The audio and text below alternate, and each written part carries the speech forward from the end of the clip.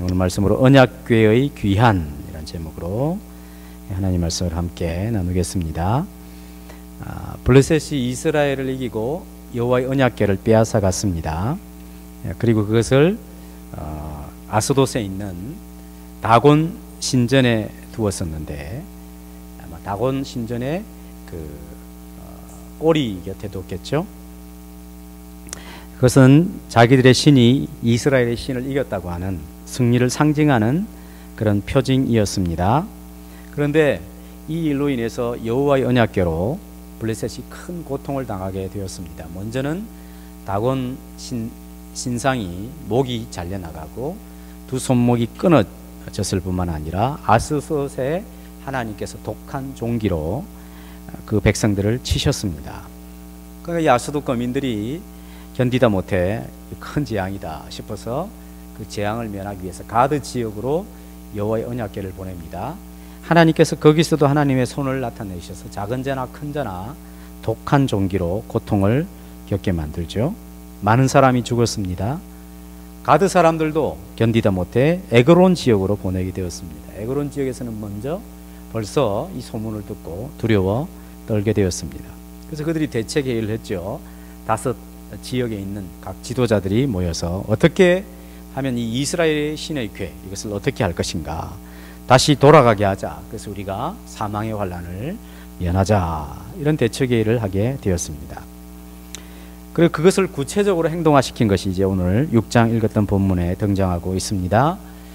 그들 아마 이방 우상을 섬기는 제사장들과 또 여러 점을 치는 복술자들을 불러서 영적인 일이기 때문에 그 영적 지도자들에게 조언을 구했던 것 같습니다. 그들이 당장 이런 제안을 했습니다. 이스라엘이 신의 궤를 본 지역으로 돌려보내게 될 때에 그냥 돌려보내서는 안 된다. 반드시 속건제를 드려서 돌려보내야 한다. 속건제라고 하는 것은 이제 제물을 함께 보내야 한다는 것이죠. 그래서 금독종 5개와 금쥐 5마리, 그러니까 독종의 그 모양을 뜬 금독종, 쥐의 모양을 뜬 금쥐 5마리, 5개씩을 준비해서 속건제물로 드려서 보내야 한다. 독종은 그들에게 발생한 재앙이었습니다. 쥐는 4절에 있는 것처럼 5절에 있는 것처럼 땅을 해롭게 하는 쥐의 형상이라 것을 보아서 아마 이 쥐라고 하는 것이 긍정적인 동물이라기보다는 블레셋에게 해를 끼치는 그런 상징적인 동물로 여겨졌던 것 같습니다. 이 숫자 5는 블레셋 5 지역을 상징하는 것이죠. 17절 한번 볼까요? 17절 블레셋 사람이 여호와께 속건제물로 드린 금독종은 이러하니 아스돗, 가사, 아스글론, 가드, 에그론. 왜 독종 5개를 했는가? 그것은 5 지역을 대표하는 거란 말이죠. 18절 드린 바 금쥐들은 경관 성읍에서부터 시골의 마을에까지, 그리고 사람들이 여호와의 궤를 놓은 큰 돌에 이르기까지 5 방병들에게 속한 블레셋 사람들이 모든 성읍들의 수대로였더라. 그러니까 블레셋 전체를 대표하는 의미로 5개씩을 준비했다 하는 것입니다. 그 말은 블레셋 전 지역에 내린 재앙에 대하여 블레셋이 어떻게 할 것인가 하는 마음이 담겨져 있습니다. 블레셋 전 지역에 내린 하나님의 재앙을 다시 되돌려 준다는 것이죠. 종기도 되돌려주고, 그 다음에 쥐로 말미암아 해롭게 된, 어쨌든 그 블레셋 전 지역에 해롭게 된 그것도 예물을 드려서 하나님께 돌려버리는, 그래서 자기들에게 있는 그런 재앙들이 다 원래 없던 대로 원상 회복되는 그런 기대를 하면서 금쥐와 금독종 형상을 만들어서 드렸다는 것입니다. 여러분, 말이 그렇지 그 금이 얼마나 많이 들어갔겠어요? 금쥐에서 너무 아까운 게 요만한 거 만들었겠어요? 참 요만한 거 만들었지 않겠어요? 그죠? 그런 거 한 5개 하고, 독종이라고 하는 것은 어떤 것인지 잘 모르지만 아무튼 그에 준하는 거 5개 해가지고 무겁게, 그죠? 제법 많이 들어갔을 것이라고 여겨집니다. 블레셋 도시에 발생한 그 위험을 제거하기 위한 의미로 자기들 나름대로 자기들이 구상한 어떤 그런 방법으로 하나님 앞에 속건 제물로 드렸다 하는 것입니다.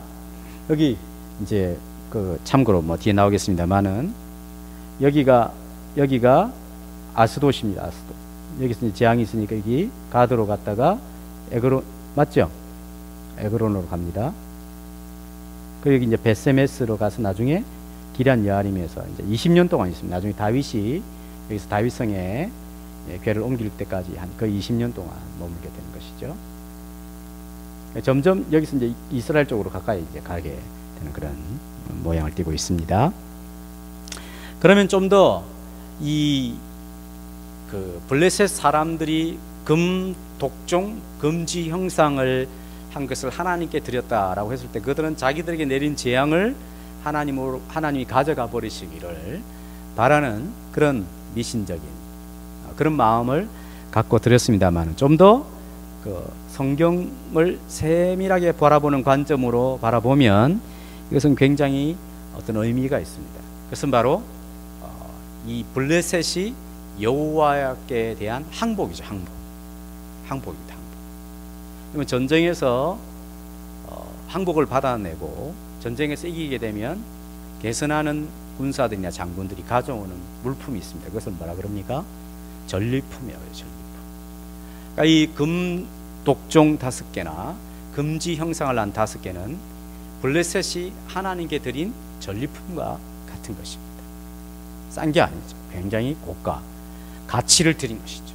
하나님이 이기셨다고 하는 것을 인정하는 그런 의미로 전리품을 드린 것과 같습니다. 하나님께서 승리하시고 블레셋 전 지역, 어떤 특정한 지역이 아니라 이 블레셋 5지역이 있는 그 전 지역에서 하나님이 승리하셔서 하나님이 정치하신 전리품입니다. 블레셋의 전적인 항복 선언이죠. 그리고 금으로 드렸다 이 말은 그 하나님 앞에 가치를 드리면서 하나님이 존귀한 분이신 것을 인정한 행위라고 할 수가 있습니다.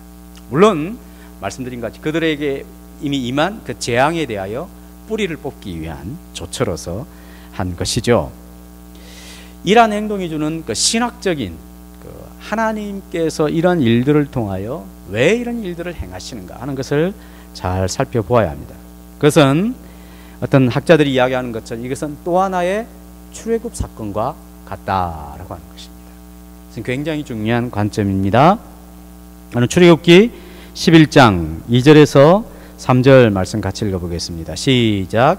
백성에게 말하여 사람들에게 각기 이웃들에게 은금 패물을 구하게 하라 하시더니 여호와께서 그 백성으로 애굽 사람의 은혜를 받게 하셨고 또 그 사람 모세는 애굽 땅에 있는 바로의 신하와 백성의 눈에 아주 위대하게 보였더라. 이스라엘 백성들이 애굽에서 나올 때에 하나님께서 그 하나님 백성들이 이웃 주민인 애굽 사람들의 집에 강도짓을 해서 은금을 취하라 그렇게 말하지 않았습니다. 은금을 구하라 그랬어요. 그러면 그 애굽 사람들이 줄 것이라 했어요. 아니나 다를까 애굽 사람들이 막 줬어요. 빨리 보내야 되니까. 있으면 이 백성이 가까이 있으면 있을수록 자기들이 너무나 해롭고 힘들고 살기가 버거우니까 빨리 보내야 돼요. 요구하는데도 다 줬어요. 은을 달라, 금을 달라, 칼을 대고 한 것이 아니었는데 줬어요. 그것은 무엇이었냐면 마치 이스라엘이 애굽에서 종살이한 품삯이었어요. 품삯.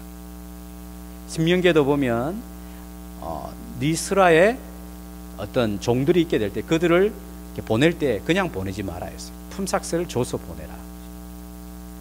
이스라엘 백성들이 애굽에서 종살이하는데 그 품삯으로 은금을 받게 된 것이죠. 물론 그것을 가지고 나중에 뭐 합니까?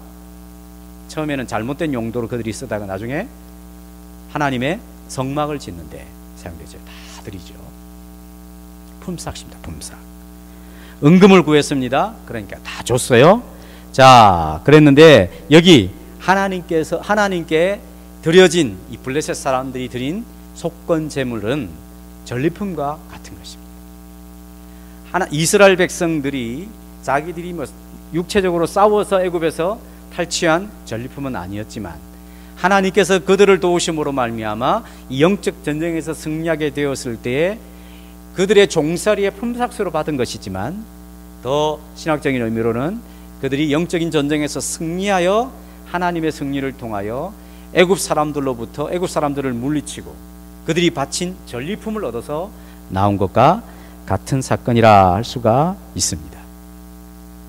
그와 같이 하나님께서 여호와에게 이스라엘 백성들이 블레셋에 들어가는 것이 아니라 여호와의 궤가 직접적으로 이야기하면 하나님이 블레셋에 마치 포로로 잡혀간 듯이 그렇게 되었지만 거기서 하나님이 승리하셔서 전리품으로 갖고 오는 것과 같다 할 수가 있습니다.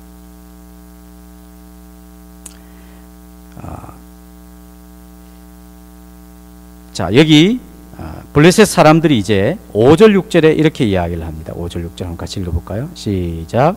그러므로 너희는 너희의 독한 종기의 형상과 땅을 해롭게 하는 쥐의 형상을 만들어 이스라엘 신께 영광을 돌리라. 그가 혹 그의 손을 너희와 너희의 신들과 너희 땅에서 가볍게 하실까 하노라. 애굽인과 바로가 그들의 마음을 완악하게 한 것 같이 어찌하여 너희가 너희의 마음을 완악하게 하겠느냐. 그가 그들 중에서 재앙을 내린 후에 그들이 백성을 가게 하므로 백성이 떠나지 아니하였느냐. 그렇게 이야기하죠.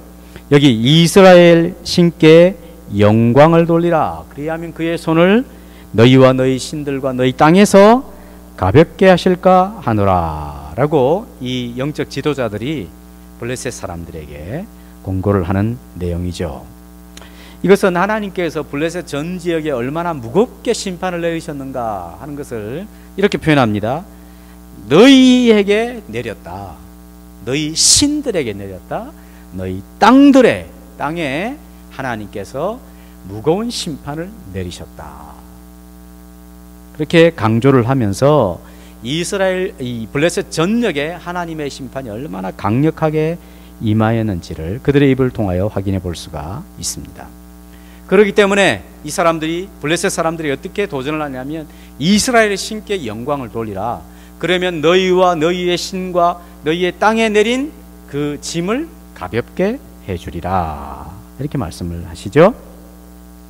영광을 돌린다. 우리가 지난번에 배웠죠. 영광이라고 하는 것은 원래 뜻이 무겁다, 무게라. 너희 하나님을 무겁게 여기라. 그래야면 너희가 하나님을 무겁게 여기면 너희에게만 징계를 가볍게 하리라. 이렇게 굉장히 영적인 말을 하죠. 이 이방의 영적 지도자들이.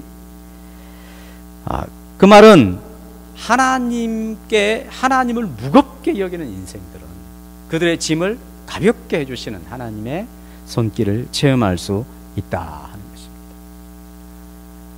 인생이 거꾸로 살죠. 하나님을 가볍게 여기고 자기의 짐을 무겁게 지고 갑니다. 하나님께서는 하나님께 영광을 돌리는, 하나님을 무겁게 자신의 인생의 중요한 가치로 여기는 인생을, 그 짐을 가볍게 하시죠. 시편의 말씀에서도 너희 짐을 다 여호와께 맡기라. 그리하면 그가 너희 짐을 깃털처럼 가볍게 해줄 것이다. 그러지 않아요? 하나님을 무겁게 여겨야 된다는 것입니다. 이 사건은 또다시 하나님께서 행하신 일이 하나님의 영광을 위한 것임을 확인할 수가 있습니다. 이스라엘이 실패하여 하나님의 영광이 손실되고 하나님의 영광이 이스라엘에서 떠나는 불행한 일이 발생하게 되었는데, 블레셋에서 하나님께서 홀로 자신의 영광을 위하여 일하셨구나 하는 것을 알 수 있는 것이죠. 이스라엘이 하나님의 영광을 위하여 한 일이 있습니까? 없습니까? 하나도 없습니다. 이미 그들은 하나님의 영광이 떠나갔다 생각하는 거예요. 여호와의 궤가 어떻게 돌아올지 궁리도 못할 뿐만 아니라 찾아볼 수 있는 엄두도 못 내는 그런 처지였습니다. 블레셋에 완전히 참패당하여서 원래 여호와의 법궤가 있는 그 실로도 그 성소도 황폐화되어 버리고 말았어요. 블레셋에 의해서. 그런 형편에 있는데 하나님께서 홀로 블레셋 가운데서 자신의 영광을 위하여 싸우고 자신의 영광을 드러내시죠. 그러니까 이 블레셋의 사람들이, 그 제사장들과 복술자들과 블레셋인 사람이 뭐라고 하냐면 하나님께 영광을 돌리라는 거예요. 그러면 하나님이 내린 그 징계를 가볍게 해 줄 것이라. 이방 사람들의 입에서 그 완전히 그냥 무너졌던 하나님의 영광이 다시 회복이 되고 그 영광이 확연하게 드러나고 있다는 것을 알 수가 있습니다. 출애굽기 14장 4절, 출애굽 후에 어떤 일이 있었는지 볼까요? 시작. 내가 바로의 마음을 완악하게 한즉 바로가 그들의 뒤를 따르리니 내가 그와 그의 온 군대로 말미암아 영광을 얻어 애굽 사람들이 나를 여호와인 줄 알게 하리라 하심에 무리가 그대로 행하니라. 이제 애굽에서 탈출하고 홍해에 가게 되었을 때 홍해를 갈라서 하나님의 영광을 나타낼 것을 말씀하시는 것이죠. 애굽 군대를 완전히 물에 잠겨 죽이심으로 말미암아 하나님의 영광을 드러내시겠다는 것입니다. 그 출애굽을 읽어보면 10가지 재앙을 통하여서 하나님이 누차 강조하는 것은 이것입니다. 애굽 사람들이 나의 영광을 보게 될 것이다. 내가 여호와인 것을 알게 될 것이라. 그래서 계속 재앙이 거듭될수록 나중에 이제 애굽 사람이 그것을 점점 인정하게 되고 바로도 그것을 인정하게 되는 것이죠. 블레셋 사람들이 이렇게 하겠습니다. 하나님께 영광을 돌리라. 이것은 출애굽 때에 있었던 장면을 생각하게 만드는 그런 내용이라고 할 수가 있습니다. 더군다나 6절에 뭐라고 이야기합니까? 그들이 애굽에 있었던 어떤 사건을 들어서 출애굽 사건을 들어서 두려움 가운데서 이렇게 권면하는 거죠. 애굽인과 바로가 그들의 마음을 완악하게 한 것 같이 어찌하여 너희가 너희의 마음을 완악하게 하겠느냐?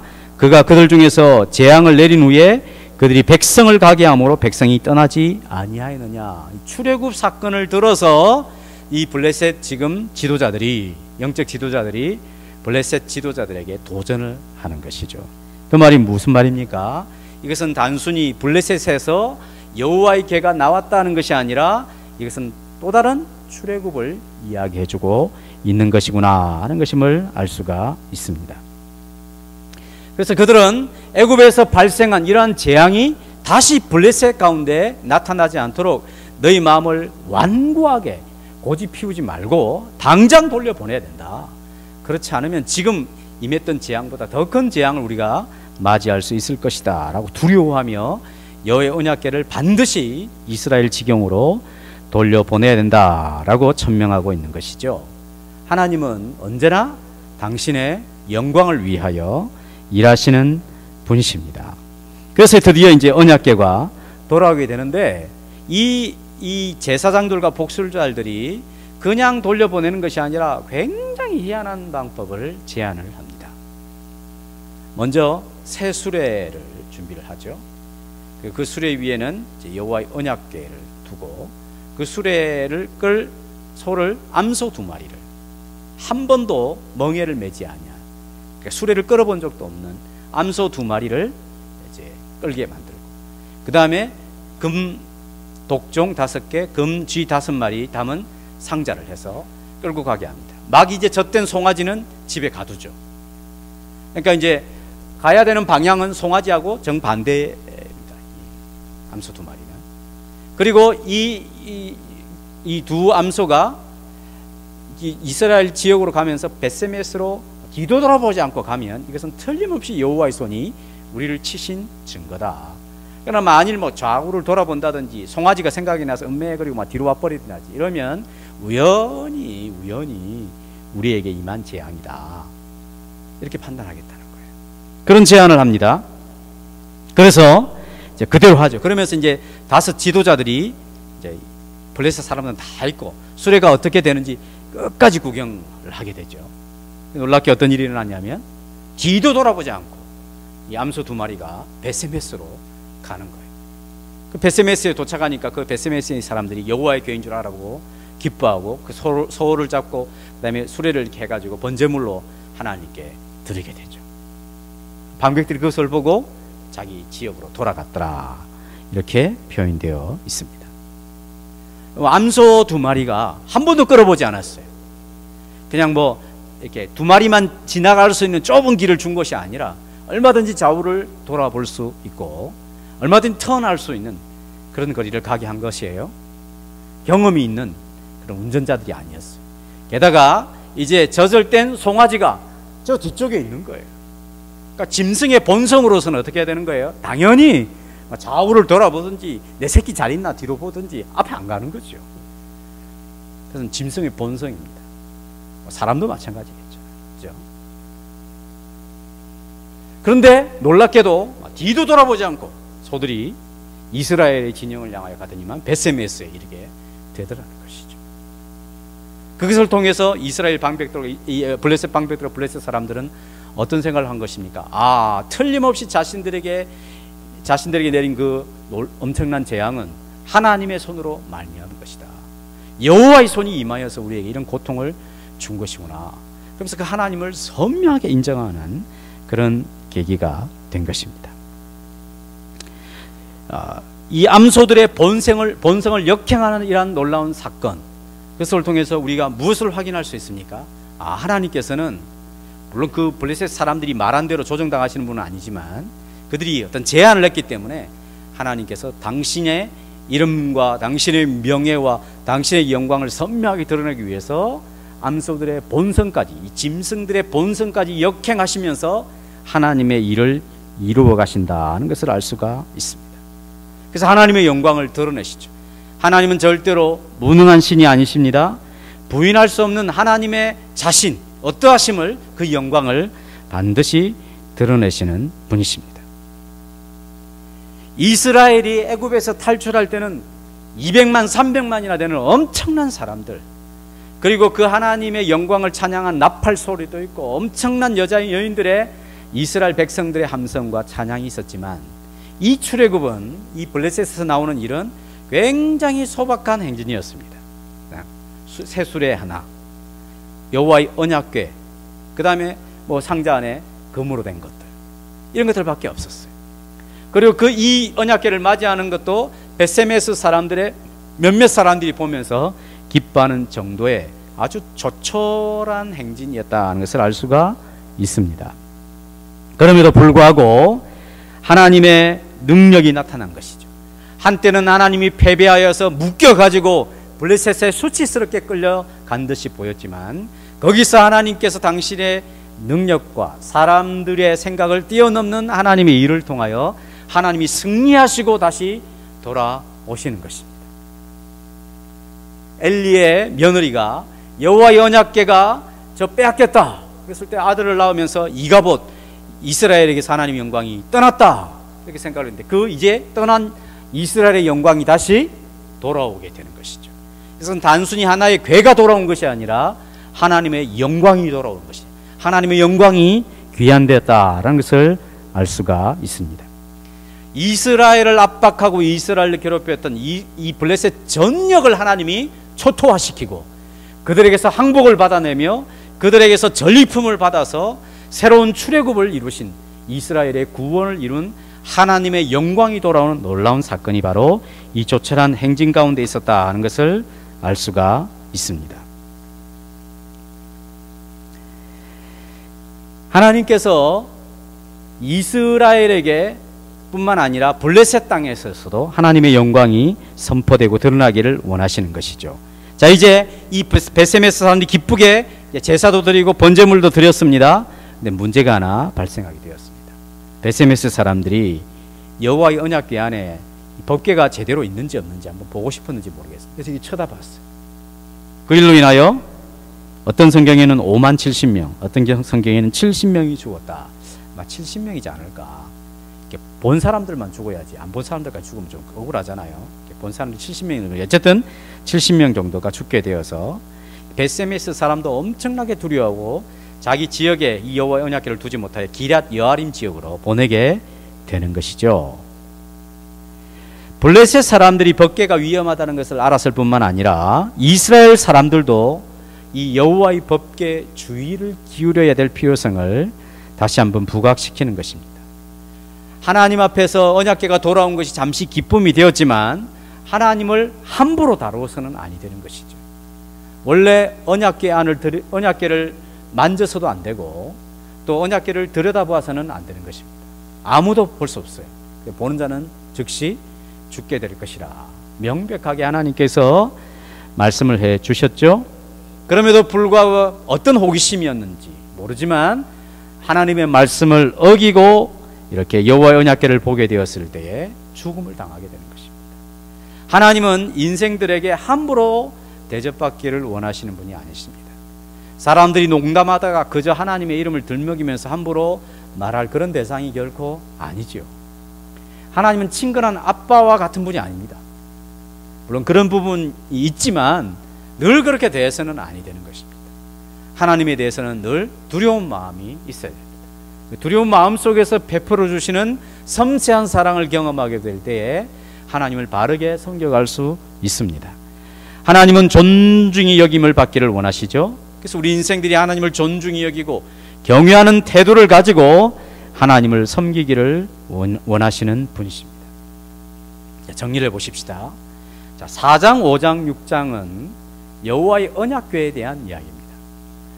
이 블레셋과의 전쟁에서 블레셋이 큰 힘을 발휘하여 이스라엘을 침공하고 이스라엘과의 전쟁에서 승리하여 여호와의 언약궤를 빼앗아 가버리게 되었습니다. 즉 하나님의 영광이 갑자기 땅에 떨어지게 된 것이죠.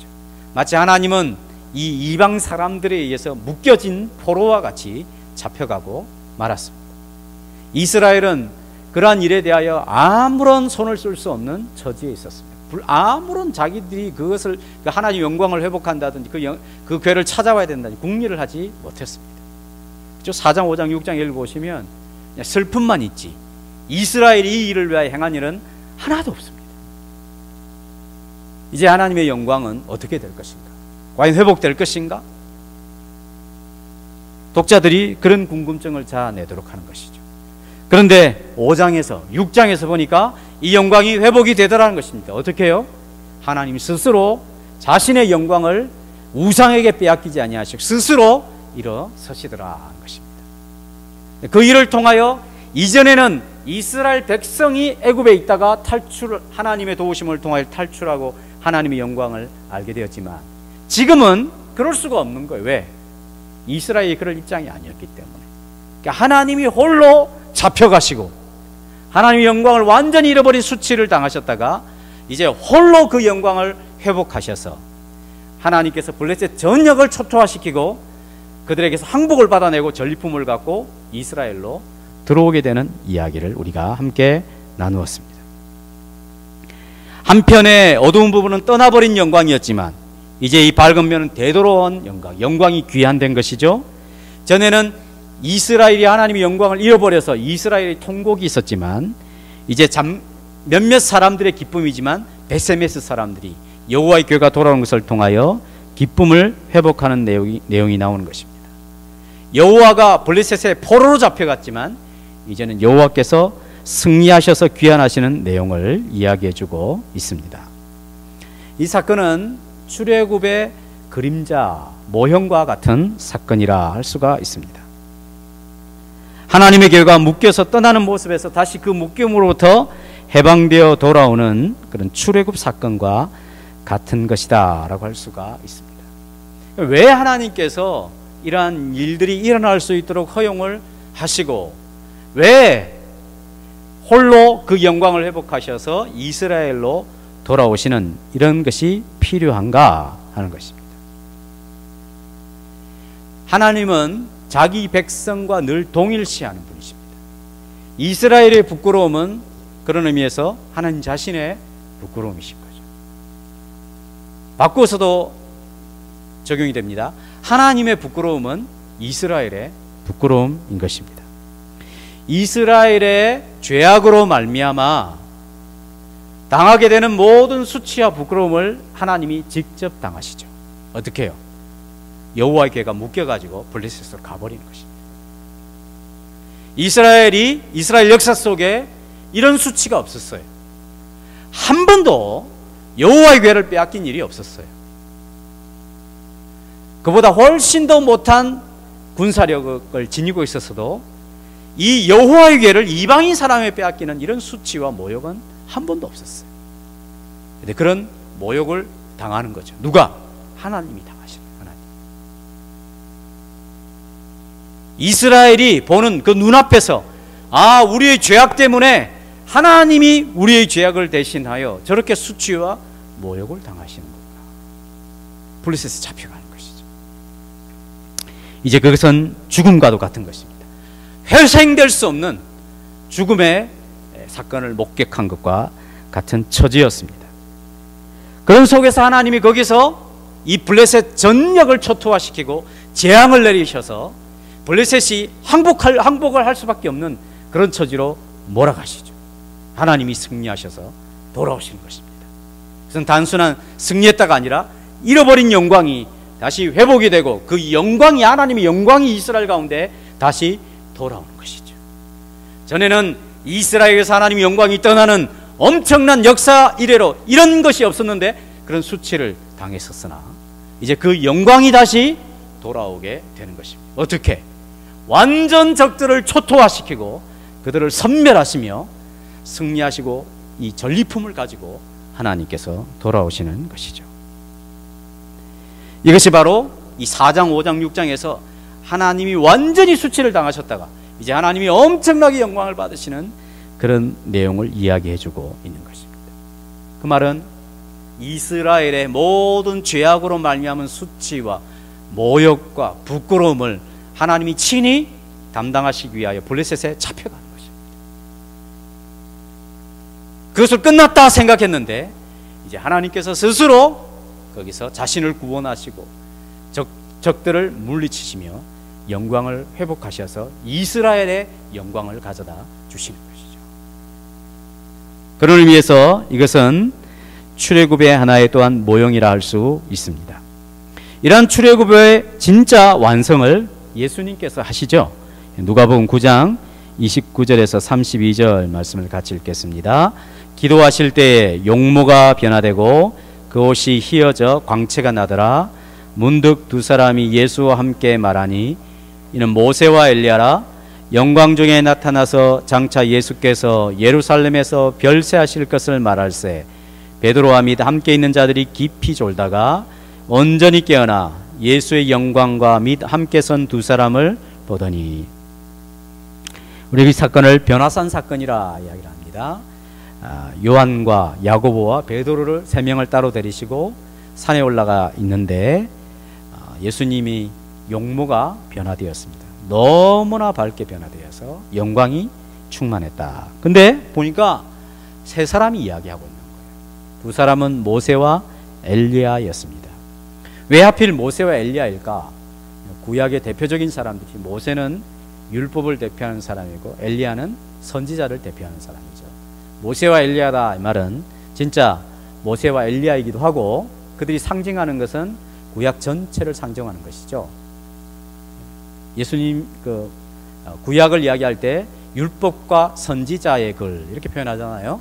좀 더 세분하면 율법과 선지자와 시편에 나타난 글 이렇게 구약을 이렇게 분류해서 이야기하죠. 모세와 엘리야라 이 말은 그 사람들이기도 하고 먼저 1차적으로 그 다음에 그들이 상징하는 것은 구약 전체를 이야기하는 것이죠. 그들이 영광 중에 나타나서 장차 예수께서 예루살렘에서 별세하실 것, 죽는 것이죠. 죽는 것. 그것은 헬라어로 엑소도스랍니다. 엑소도스. 영어도 엑소도스죠. 출애굽이죠. 출애굽을 말할세. 예수님의 죽음이 출애굽이다 이 말이에요. 예수님의 죽음이 출애굽이다. 그리고 이제 베드로와 및 함께 깊이 졸다가 온전히 깨어나 예수의 영광과 및 함께 선 두 사람을 보았다. 예수님의 영광을 본 것이 즉 밝게 빛난 것이죠. 예수님의 영광. 쉽게 이야기하면 그냥 난으로 태양을 잠깐 볼 수도 없지만 잠깐 보고 나서 주변을 보면 어떻게 보입니까? 주변이 한 번도 그런 실험을 안 해보셨죠? 태양을 이렇게 탁 받다가 또 주변을 보면 안 보이죠. 너무 밝은 것을 보고 나는 거죠. 예수님이 영광을 봤다 이 말은 예수님이 가장 도드라지는 것이죠. 최고로 빛나는 영광을 봤어요. 자, 예수님은 출애굽을 완성하시는 분으로 등장합니다. 진짜 첫 번째 출애굽이 있었습니다. 그리고 블레셋 시대 때 이스라엘이 여호와의 언약궤를 잃어버리고 그 언약궤가 스스로 혼자 돌아오게 되는 출애굽, 또 다른 출애굽이 있었습니다. 그 출애굽의 실체가 무엇인가? 예수님의 죽음이라. 예수님 죽음. 다시 정리하면 예수님이 출애굽했다 이것이 무슨 말입니까? 그것은 자기 백성의 죄와 수치와 형벌을 대신하여 부끄러움을 당하시는 것이죠. 그래서 예수님이 죽으실 때 그냥 죽는 것이 아니라 그 당시에 가장 부끄러운 사형제도인 십자가에서 매달려 죽지 않습니까? 왜 그렇게 합니까? 자기 백성들의 죄 때문에 자기 백성들의 죄. 이스라엘의 죄악 때문에 여호와의 언약궤가 블레셋에 잡혀가는 그런 수치와 모욕을 당하시는 것처럼 이제 예수님께서 이 땅에 오셔서 자기 백성들의 죄와 수치, 그 죄의 형벌과 고통을 다 대신하여 십자가에 죽으시는 것입니다. 끝장난 것이죠. 죽으면 끝입니다. 제자들도 모든 사람들도 다 끝인 줄 알았어요. 가까이 따르던 모든 무리들이 다 끝인 줄 알았어요. 이제 저아이들이 할 수 있는 것이 아무것도 없었어요. 마치 블레셋의 여호와 언약궤를 빼앗기고 이스라엘이 할 수 있는 것이 아무것도 없고 이제 우리에게서는 하나님이 떠났다, 영광이 떠났기 때문에 우리는 아무것도 할 수 없다, 그런 처지와 똑같은 것이죠. 그런데 예수님이 죽은 자 가운데서 부활하심으로 말미암아 영광을 얻으시죠. 영광을. 그리고 자기를 믿는 백성들에게 그 영광을 나누어 주시는 것입니다. 자기 백성들과 함께 되셔서 죄인의 자리에서 십자가를 지시고 수치와 부끄러움을 다 당하신 후에 이제 거기서 부활하셔서 그 얻으신 영광을 믿는 자기 백성들에게 그 영광을 나누어 주시는 분으로 예수님은 출애굽의 완성자라고 할 수가 있는 것입니다.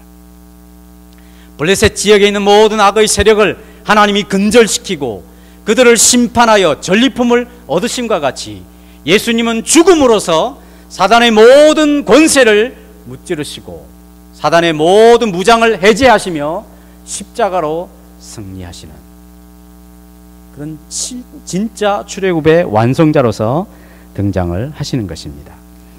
빌립보서 신약 성경 320페이지 보겠습니다. 빌립보서 2장 성경을 찾아야 됩니다. 빌립보서 2장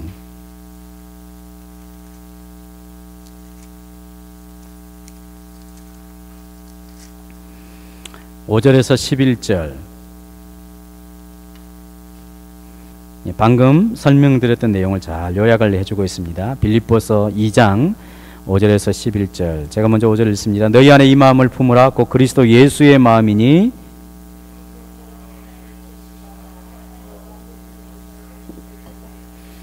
오히려 자기를 비워 종의 형체를 가지사 사람들과 같이 되셨고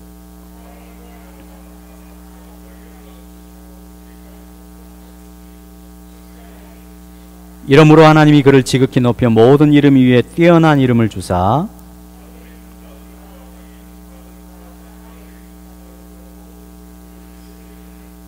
같이요 모든 입으로 예수 그리스도를 주라 시인하여 하나님 아버지께 영광을 돌리게 하셨느니라. 아멘. 자, 이게 보니까 예수님께서 하나님이셨는데 그 하나님의 영광스러운 자리, 물론 본질을 잃어버린 것은 아니지만 영광스러운 자리를 두시고 이 땅에 낮고 천하여 종의 형체를 가져 사람들과 같이 되시죠. 그리고 8절에 사람의 모양으로 나타나 자기를 낮추시고 죽기까지 복종하셨으니 그 십자가에서 그 모든 수치와 부끄러움과 죄의 형벌과 아픔과 고통을 다 담당해 주셨다. 왜? 출애굽을 이루기 위해서. 자기 백성들의 죄를 다 담당해 주시기 위해서, 자기 백성과 똑같이 되시기 위하여, 그리고 그 죄 짐을 대신하시기 위하여 십자가에 죽으셨습니다. 그리고 다시 살아나셔서 영광을 얻으셨다. 모든 이 세상에 보이는 세상이나 보이지 않는 영적 세상들이 예수 그리스도께 무릎을 꿇는 그런 영광을 얻으셨다. 그래서 자기를 믿는 자들의 그 영광을 나누어 주시는 것이죠. 그래서 예수 믿는 사람은 그와 더불어 영원히 왕노릇하는 것입니다. 천상천하 모든 만물들이 하나님의 아들이신 예수 그리스도께 굴복할 뿐만 아니라 하나님을 믿는 모든 백성들에게도 다 굴복하게 될 것을 말씀하시죠. 왜? 예수께서 얻으신 영광이 우리의 영광이요, 내 영광이기 되기 때문입니다. 블레셋 사람들이 하나님의 괴만을 두려워한 것이 아니라 이제 저 괴가 이스라엘의 괴요, 이스라엘 신의 괴라는 것을 알게 된 것이죠. 그러니까 블레셋이 함부로 못하는 것입니다. 이스라엘. 하나님의 영광은 이스라엘의 영광이죠. 예수 그리스도의 영광은 우리의 영광이 되는 것입니다. 로마서 4장을 보겠습니다. 신약성경 245페이지.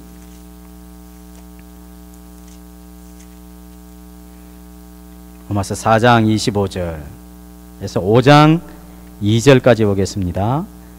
4장 25절에서 5장 2절. 예수는 우리가 범죄한 것 때문에 내줌이 되고 또한 우리를 의롭다 하시기 위하여 살아나셨느니라.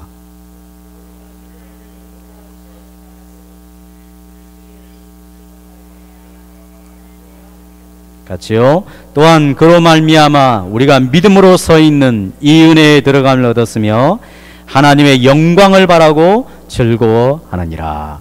예수께서 우리가 범죄한 것 때문에 내줌이 되고, 오늘 읽었던 사무엘상의 본문을 빌려서 표현하자면 이스라엘이 범죄한 것 때문에 하나님이 자신의 영광을 이방인들에게 완전 짓밟히도록 내줬죠. 그렇죠? 거의 하나님이 죽은 사건과 같습니다. 다음, 우리를 의롭다 하시기 위하여 살아나셨느니라. 영광을 주시기 위하여 살아나신 것이죠. 하나님께서 이스라엘에 다시 영광을 베푸시기 위하여 하나님이 홀로 블레셋을 초토화시키고 승리하셔서 이스라엘에게 영광을 주시는 것입니다. 구원이란 하나님의 백성이 하는 일이 없습니다. 하나님이 다 하십니다. 하나님이 하십니다. 그것을 보고 믿고 설득하여 믿을 수 있도록 하나님이 하시는 것이죠. 성령께서 감동을 주시는 것이죠. 그래서 저것이 나를 위한 수치였고 나를 위한 영광이었구나, 나를 위한 죽음이었고 나를 위한 살아나심이었구나, 이것을 알도록 하시는 것입니다. 그래서 하나님께서 그 영광과 은혜를 베푸시기 위하여 하나님이 이 모든 일을 다 하셨구나. 하나님께 영광. 우린 그렇게 하나님께 박수를 보내고 하나님을 칭송하며 하나님 행하신 일을 인정하게 되는 것입니다. 이스라엘이 이 은혜를 받게 된 것이죠. 우리의 모든 죄와 수치를 다 담당하시고 하나님의 언약궤가 이스라엘 진영에 묶여서 끌려가고, 그러나 거기서 우리는 아무것도 한 것이 없었고 우리가 한 짓이라고 하고는 하나님을 부끄럽게 만든 사건밖에 없는 것이죠. 이스라엘이 한 짓이라고 하는 것은 하나님의 언약궤를 묶이게 만들어버린 것이죠. 하나님을 거의 초죽음 만들어버린 일이 이스라엘의 한 짓이었어요. 그것밖에 없었습니다. 그런데 놀랍게도 여호와의 영광이 돌아오는 것입니다. 이스라엘에게. 자기들이 스스로 자기를 지키려고 했던 것보다는 비교할 수 없는 하나님의 영광을 자신들에게 회복시켜주는 일이 여호와의 언약궤가 돌아오는 사건이었습니다. 예수님은 이 땅에 오셔서 우리 때문에 우리가 한 일이라고 하면 예수님을 십자가에 못 박는 일밖에 없는 것이죠. 우리가 얼마나 악한 죄인이고 얼마나 나쁜 자인지 하나님의 아들이신 무음하신 그분을 나애가 지은 죄 때문에 십자가에 못 박을 정도로 우리가 악한 죄인이라는 것을 시사해 주는 것입니다. 우린 그것밖에 할 수밖에 없었어요. 우리의 의와 우리에게 주어질 그 영광은 우리가 할 수 있는 일이 아니었어요. 예수께서 죽은 자 가운데서 부활하심으로 말미암아 그를 믿는 자들에게, 그 믿음을 갖게 하는 자들에게 하나님의 영광을 베풀어 주시는 것이죠. 그 은혜에 들어감을 얻어 하나님을 아련할 수 있는 은혜를 얻어서 하나님의 영광에 참여할 수 있는 은혜를 주셨다. 그러므로 우리가 이 영광을 누리며 하나님과 화평을 누리자. 바울이 이렇게 도전을 하고 있는 것입니다. 우리는 이 은혜를 듣고 아는 자가 된 것입니다. 내가 한 일이라고는 예수 그리스도를 십자가에 내몬 일밖에 없구나. 그럼에도 불구하고 하나님께서 그리스도를 살려 그를 믿게 하심으로 모든 죄사함을 받으며 하나님의 영광에 참여할 수 있는 그런 은혜를 알고 받은 자가 된 것입니다. 그러므로 우리가 이러한 은혜를 아는 자로서 하나님을 존중히 여겨야 되지 않겠습니까?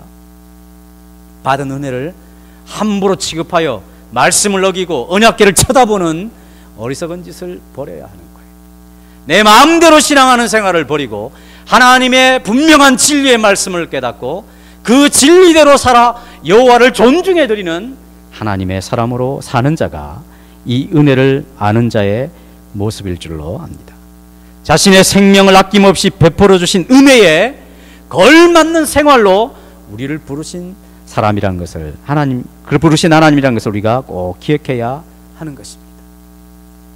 하나님께서 자기에게 범죄한 이스라엘을 위하여 자신이 수치를 다 당해 주시며 그리고 때가 되어 그 백성들에게 영광을 베풀어 주시는 그 은혜를 우리가 아는 자로서 우리 너무 우리의 옳은 것과 내가 바르게 살아가는 것만 강조하고 그렇지 않는 사람들에 대해 단죄하며 그들의 연약한 점들을 우습게 생각하는 그런 사람이 아니라 하나님이신 그분이 우리의 아픔을 져주시고 우리의 질고를 져주시고 우리 죄인들을 위하여 자신이 희생을 해주셨다고 한다면 감히 두려운 말이긴 하지만 우리도 그 은혜를 아는 자로서 연약한 자들, 아픔이 있는 자들, 범죄 중에 있는 사람들, 뭔가 진리의 지식이 부족한 사람들, 그런 사람들에 대하여 단죄하기보다는 그들의 형편과 같이 되어주고 그들을 보듬어 줄 줄 알고 아파해 줄 줄 아는 그런 사람으로 살아가는 것이 이 은혜를 아는 자의 태도가 아니겠습니까?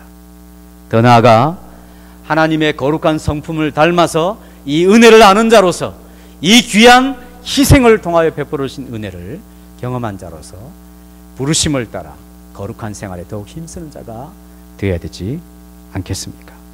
우리 모두 이러한 은혜를 아는 자로서 살아가는 하나님의 백성들이 될 수 있기를 축복합니다. 찬양하겠습니다.